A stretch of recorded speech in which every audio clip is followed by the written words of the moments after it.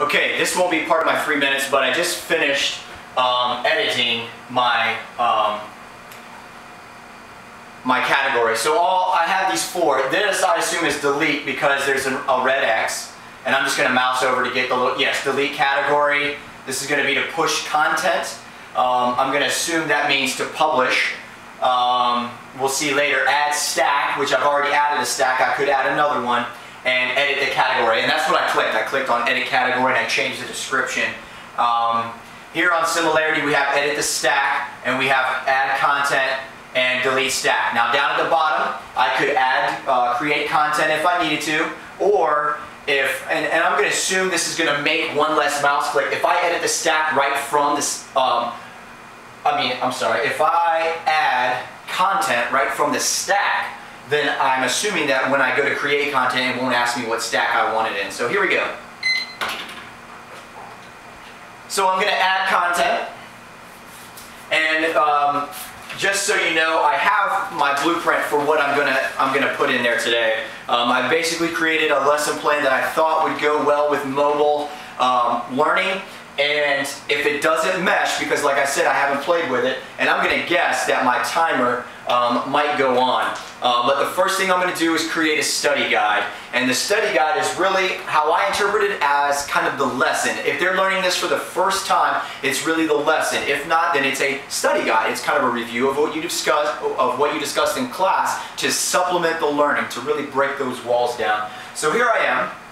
I just clicked add content, and if you remember, we have study guide, flashcard, and quiz. The first thing I'm going to add is study guide, and for this the title is I'm going to call it similarity, if I can spell it, similarity and proportions, or I'll call it proportionality.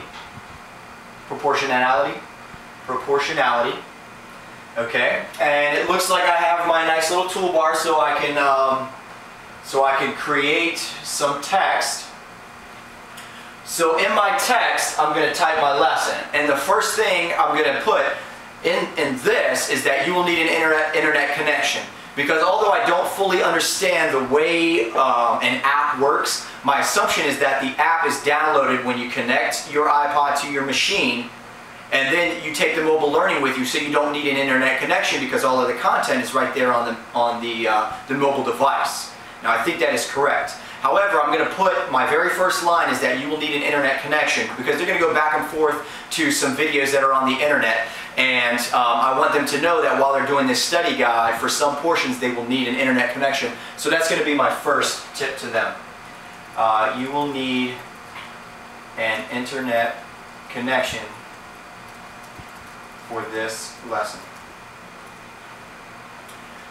Okay, and then I'm going to start to create my content. Now, you don't need to watch me type.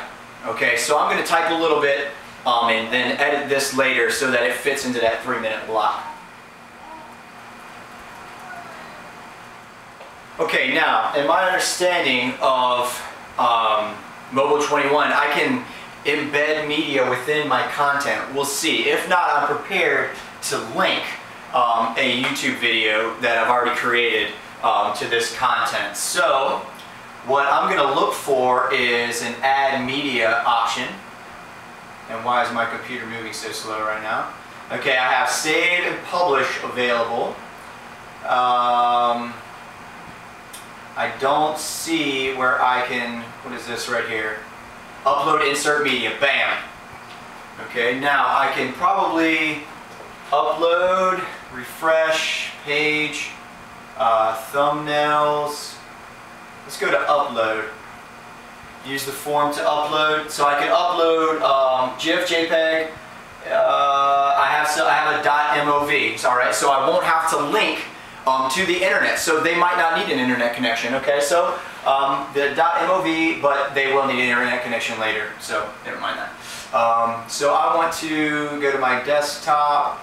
I call this the similarity hook. No valid file selected. Please try again. Choose files. Alright. No valid file selected. So maybe they don't like MOV. Now it says if you're having trouble uploading, you can always use this basic. Okay. I like it. Choose file. Try this again. Similarity hook. Upload. Okay, so the program didn't like what I was trying to do, so I just clicked on the basic uploader. And while it's uploading, I will edit this out. Okay, so when I was waiting for it to upload, I decided to, I looked at what the max size could be. 20 megs is all it lets you upload. I don't know if that's a lot. I can't put it in the context, but I went to look at the size of the file I was uploading, and the video I created is like a minute, or maybe just a little bit more than a minute, and that was 21.2 megs. So I just stopped the upload. All I'm going to do is link it, hopefully. So on my on my little toolkit, I see a little link right there that will allow me to link something. So I want them to click this video, and I'm going to link it to a URL. So I need to go get that URL. Let's go ahead and cancel this for a second. And let me get a new tab. And I want to go to YouTube. And I'm going to go to the hook I created and load it into, oh wait, what did I, similarity hook is what I called it.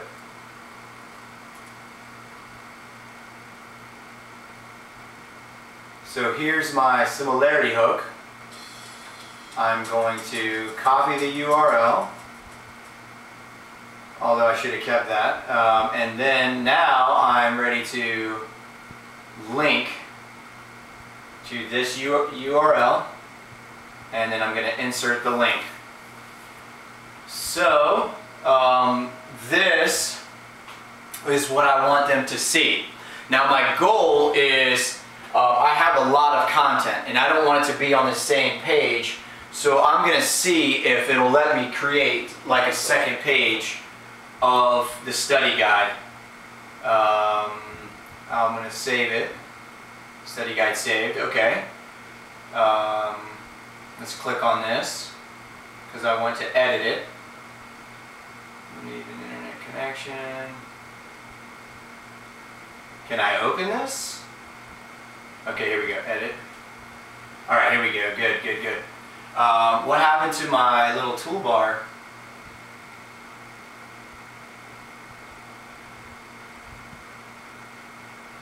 Edit content, similarity and proportions.